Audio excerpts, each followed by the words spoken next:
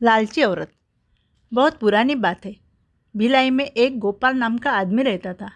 वह कर्तव्यनिष्ठ और शीलवान था। दूसरों को मदद करने के लिए वह हमेशा तत्पर रहता था। वह अपनी पत्नी और 2 बेटियों के साथ रहता था। उसका एक छोटा सा संसार था। अपने घर वालों का वह बहुत ख्याल रखता था। उसकी पत्नी बहुत लालची थी। पैसों के लिए हरदम अपने पति से झगड़ा करती थी। अपने परिवार के लोगों को वह किसी भी चीज़ की कमी महसूस नहीं होने देता था।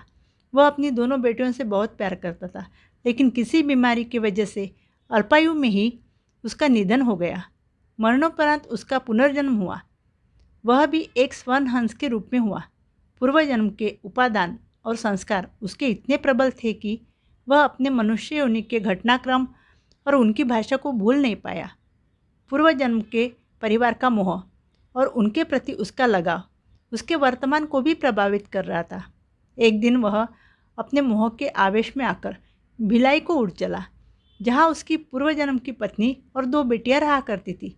घर के मुंडेर पर पहुंचकर जब उसने अपनी पत्नी और बेटियों को देखा तो उसका मन खिन्न हो उठा, क्योंकि उसके मरणोपरांत उसके परिवार की आर्थिक दशा दयनीय हो गई थी। उसकी पत्नी और उसकी बेटियां अब सुंदर वस्त्रों की जगह फटे कपड़ों में दिख रही थी। वैभव के सारे सामान वहाँ से तिरोहित हो चुके थे। फिर भी पूरे उल्लास के साथ उसने अपनी पत्नी और बेटियों का आलिंगन कर उन्हें अपना परिचय दिया और वापस लौटने के पहले अपना एक सोने का पंख भी उन्हें दिया, जिसे बेचकर उनके परिवार वाले अपना दारिद्र्य कम कर सके। इस घटना के बाद हंस समय समय पर उनसे मिलने भिलाई आता रहा और हर बार उन्हें सोने का एक पंख देकर जाता था। बेटियां तो हंस की दानशीलता से संतुष्ट थी, मगर उसकी पत्नी के मन में लालच पैदा हुआ। उसने सोचा, क्यों ना वह हंस के सारे पंख निकालकर एक ही पल में धनी बन जाए। बेटियों को भी उसने अपने मन की बात कही, लेकिन उसकी बेटियों ने उसका कड़ा विरोध किया। अगली बार जब वह हंस वहाँ आया तो संयोगवश उसकी बेटियां वहाँ नहीं थी।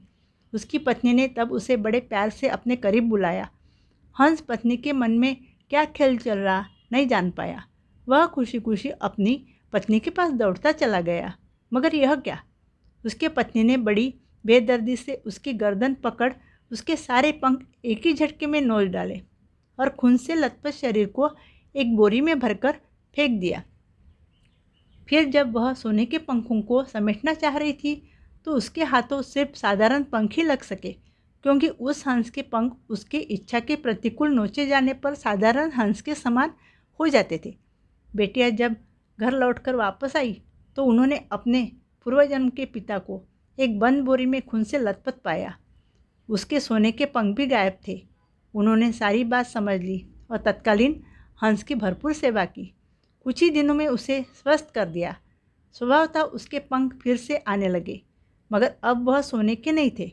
जब हंस के पंख इतने निकल गए कि वह उड़ने के लिए समर्थ हो गया, तब वह उस घर से उड़ गया और कभी भी भिलाई में दोबारा दिखाई नहीं पड़ा। इस प्रकार एक लालची औरत ने ज़्यादा लालच करके अपने हाथ से सब कुछ गंवा दिया, लेकिन एक हंस को अपने पूर्वजन्म के परिवार का मोह और उनके प्रति लगाव के कारण दुख दर्द के अलावा कुछ भी हासिल नहीं हुआ। अपने लालची पत्नी के कारण बेटियों से भी दूर जाना पड़ा।